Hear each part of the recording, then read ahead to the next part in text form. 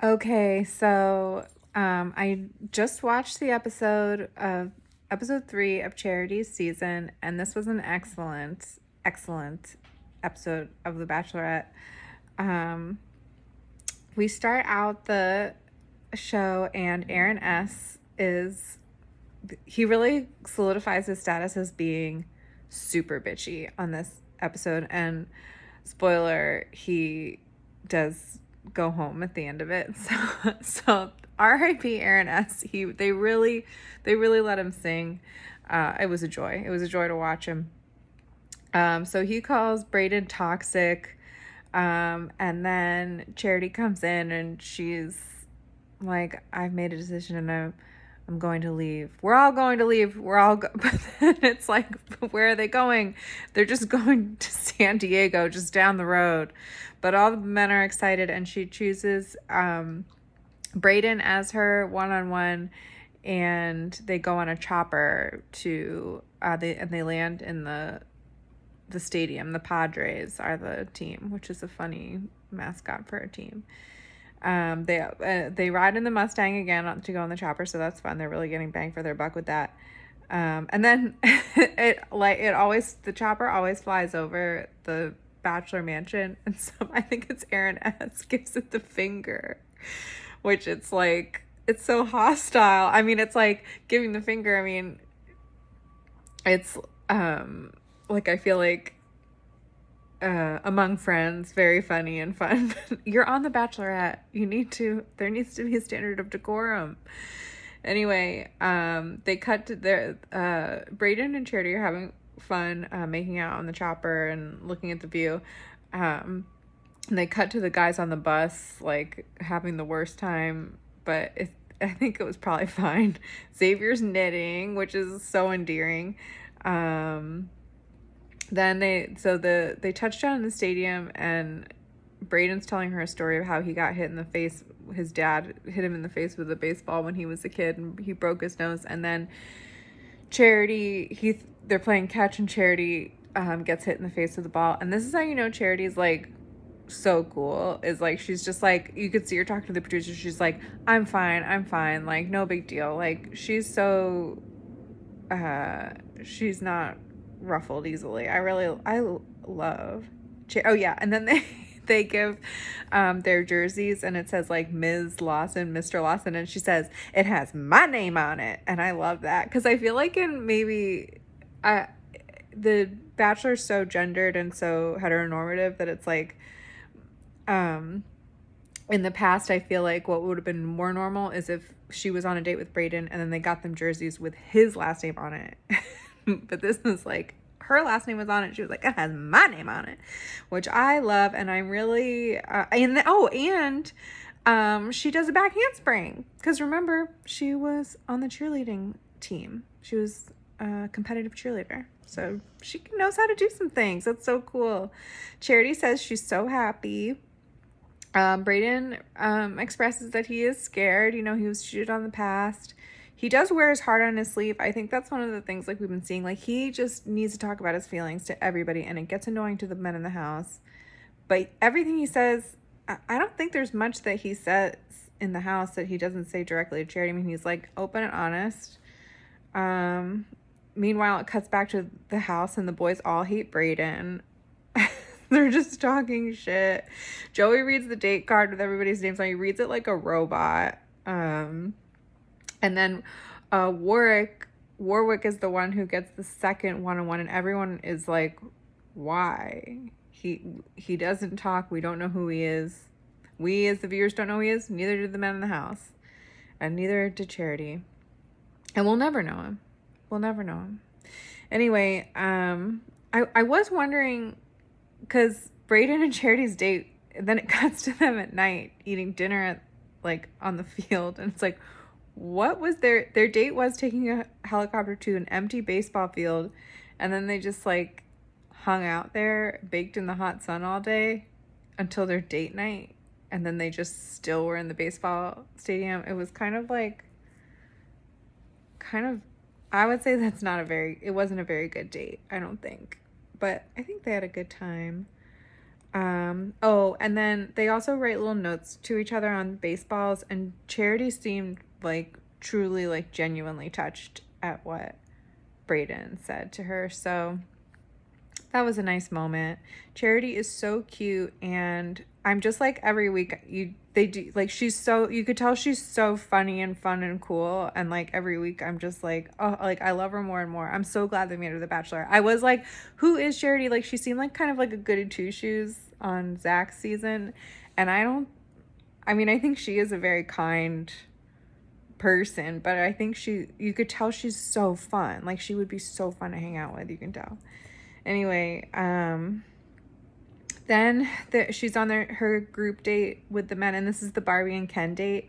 Jojo and Jordan are there. Oh, and they have the men write a love song, which I feel like if I was on this date, I would be like, Christ, like I would not want to do it. But I also feel like it's a very fun. It was such, like, I loved watching it, and I feel like they, like, the guys like did you know, try their best, and everybody put their best foot forward. So I really like this date. So they have to write a love song to Girls Just Want to Have Fun. And I also think this is fun because, like, they dress the men up as different Ken dolls. So this is kind of like flipping the script. Like, usually this show is like a pageant, like on The Bachelor, like all the women, it is like a pageant show the whole season. And it's like the women are dressing up in all these different outfits. And in this episode, all the men are being the different Kens, and they're the ones dressing up as dolls and like having to do a talent and all these things. So I thought it was very progressive, a very fun progressive date in the guise of the oldest, like, boy-girl iconic couple in our nation, which is Barbie and Ken. Anyway, so they got to Aaron B, and he's just like, hear you, which I thought was so funny. And then poor John, I guess he got the last pick because he got the birthday suit Ken, which just meant he was wearing like a Band-Aid colored like onesie with a fun like plastic wig, like a fun yellow plastic wig.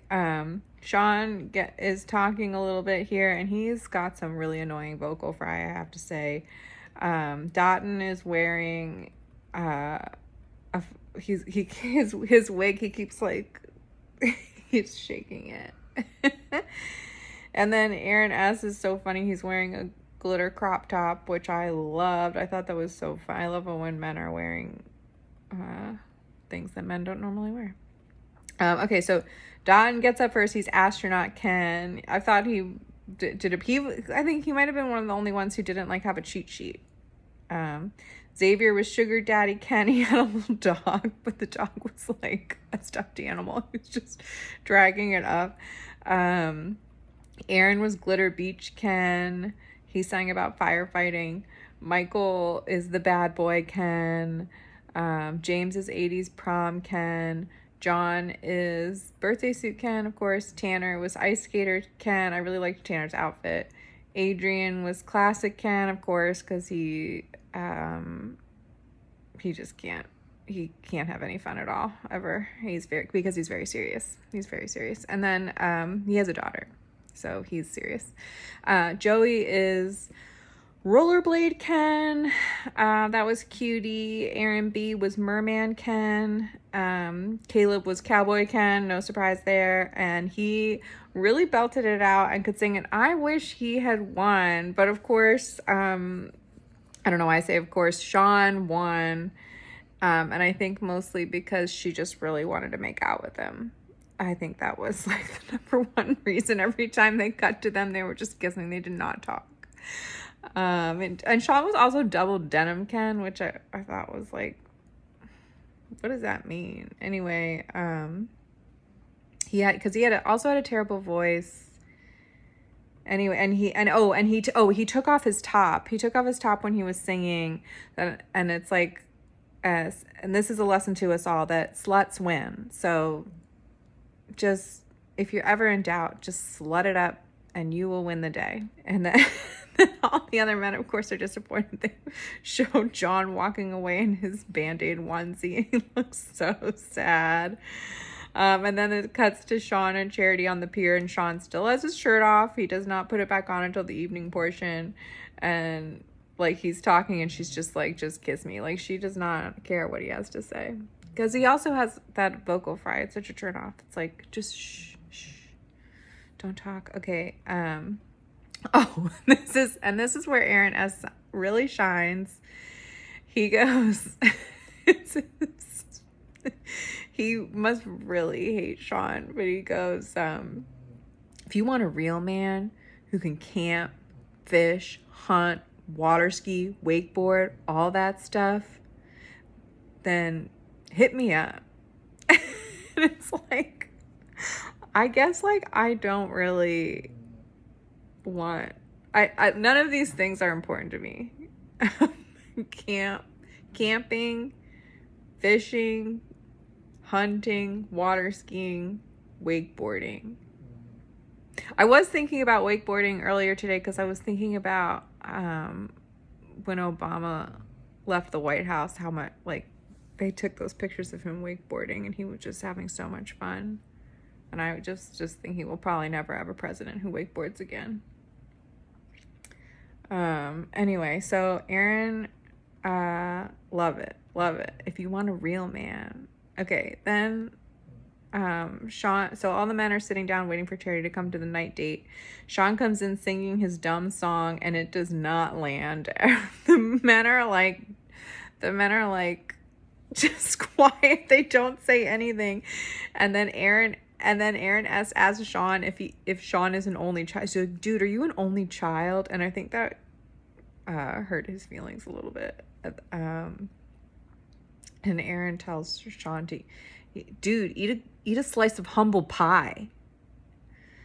And then I guess Sean is rich. I mean, he does know how to play golf, so I guess that's something you'd only know if you're rich. Aaron is really annoyed and calls him selfish and privileged. Anyway, so Sean also does something that angers the men, is that he grabs Charity even though he was just kissing her on the pier, and then they just go and make out some more, and then he comes back and all the dudes are pissed at him. James is like, if I don't get time, cry me a river, James. Just grab her. If you want her, just grab her. She's sitting right there. I don't get, it's like, anyway, John reveals that he is religious and he plays guitar in his church band. Then she takes Dot into her room because she wants to make him comfortable, and they have a lovely conversation. Charity's love language is words of affirmation. It's been another episode, somebody was complimenting her and she said, I definitely don't hear that enough, and I just feel so good to hear it. So and then with Dotton is singing her praises, and he says that she's just so competent, that he's never dated a competent woman before, which it's like, where is he finding all these incompetent women? I know none. I know 0 incompetent women. That's not true, but you know what I mean. Anyway, I know a lot of incompetent men. So she tears up because he's giving her so many compliments, and then Dotton gets the group date rose, and Sean's pissed because he was like, well, making out all day. But that privilege can only get you so far, Sean.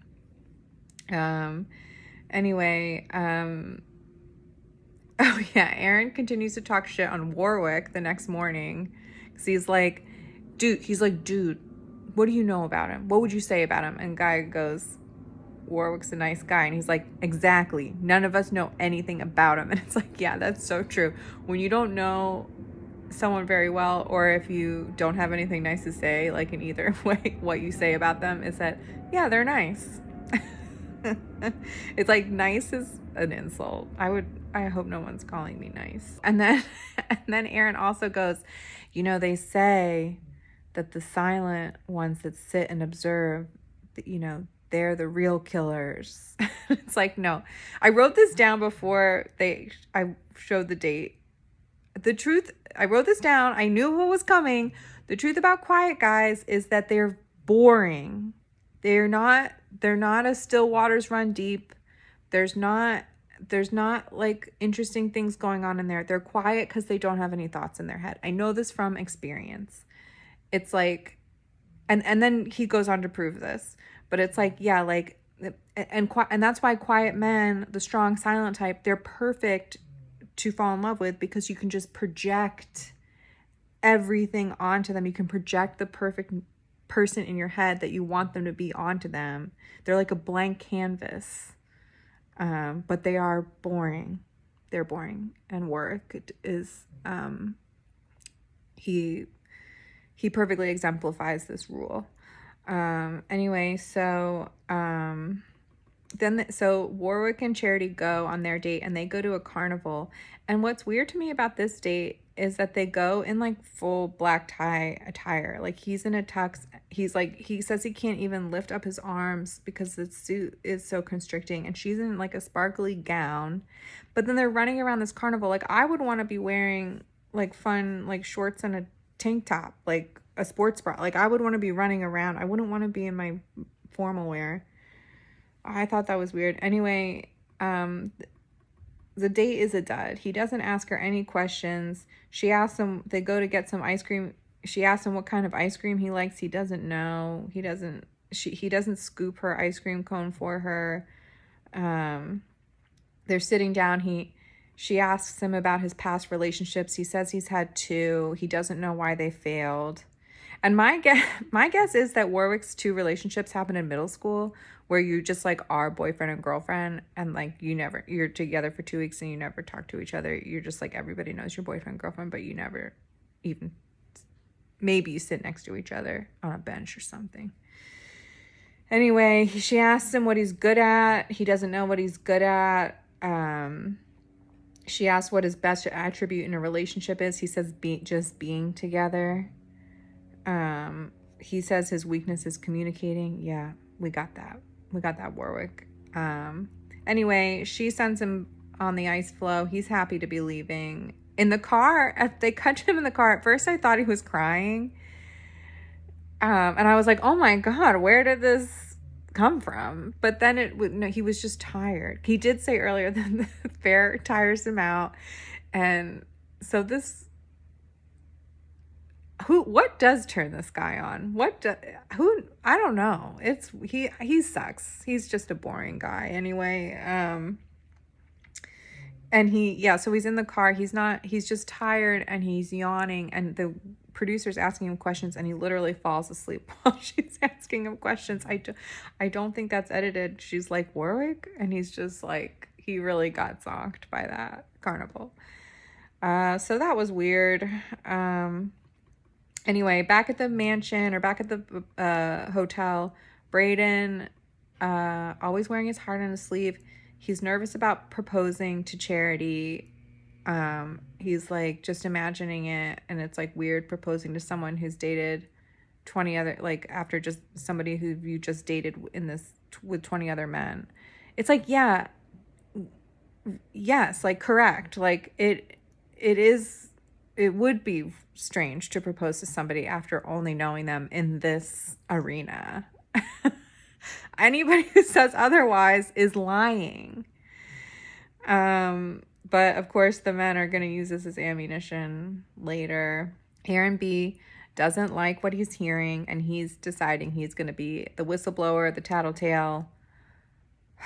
It's like, I wasn't really on team Aaron B. I thought he seemed really boring on the date, and like he seems very rule abiding, and that's not what I want. That's not what I'm looking for personally. And I don't think you need someone who's a little flexible. Anyway, she sits down with Xavier, and he gives her the scarf he was knitting. That is so cute. Charity says she's happy. Charity's a happy girl. She's very happy. Brayden, of course, they show him saying how happy he is. He's got his rose on his chest. He's so excited. He got to share all of his feelings with Charity. I think he really is feeling a lot more secure after talking to her. more deeply about his feelings and how hard it is for him to be there. So he's like really flying high, which of course you know that he's gonna fall hard. So Aaron is the fun police. Aaron B, he comes and is having a hard time getting it out. He says he doesn't want Charity to waste her time and get her heart broken. That is bullshit. Again, I wrote this down. I wrote this down as this was happening. I wrote this down before he had the conversation with Aaron. Aaron is the one who can't handle her being into other guys, and he's beta. He's the beta man to Dotun and Xavier, so he can't come for them, but he's alpha to Brayden, so he's gonna try and cut Brayden down. That's what's happening here. It is not him caring about Charity. It's him seeing some low-hanging fruit that he can try to cut down because he is threatened by Brayden, and he's probably threatened by some other men too, but he sees a path to cut Brayden down. He can't just stay in his own lane. I do not like Aaron. Anyway, and poor Charity's caught in the middle of this toxic insecurity. And then he is coming down the steps, and Brayden thinks that he and Aaron are friends.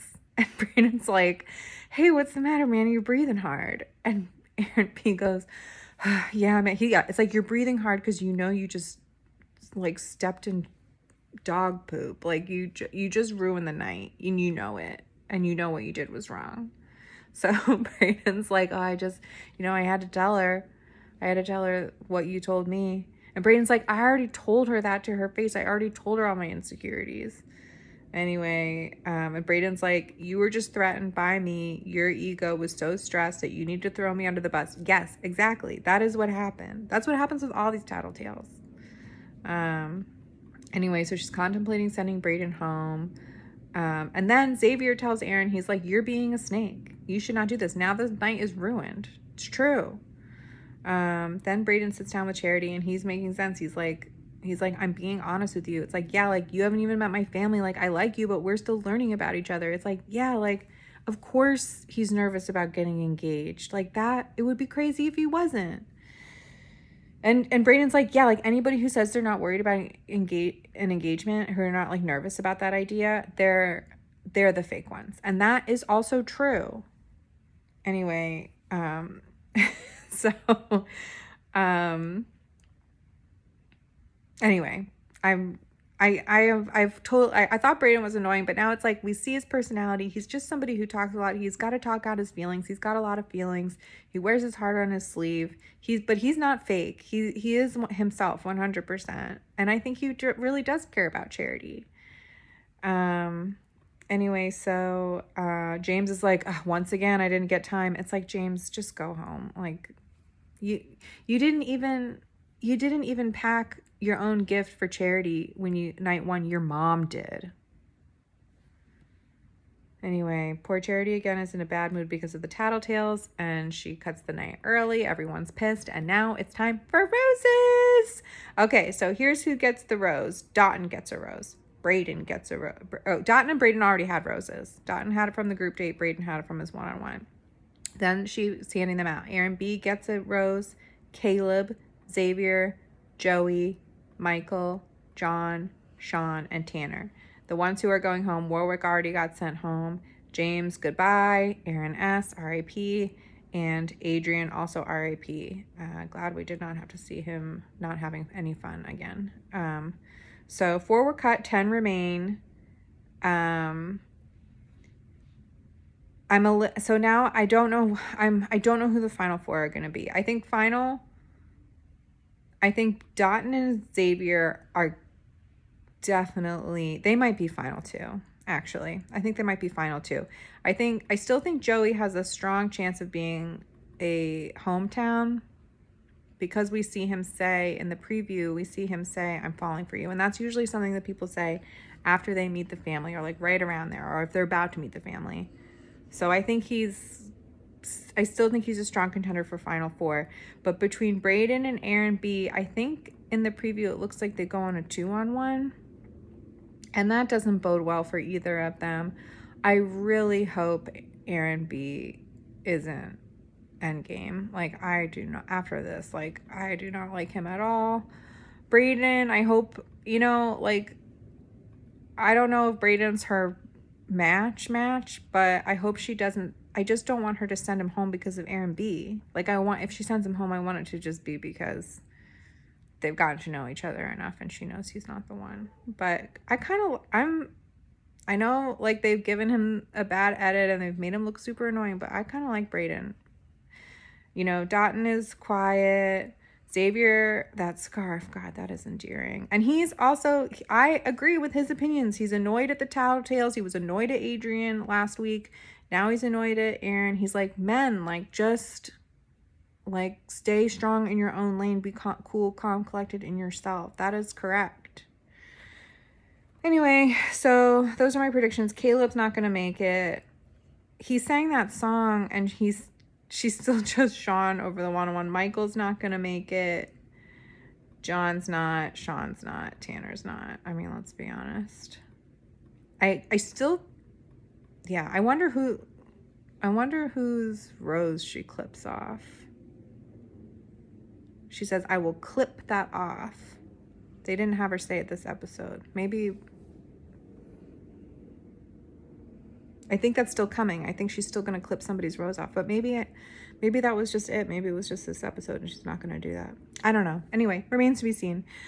That's it for episode 3 of Charity's season. I'll see y'all next week. Bye.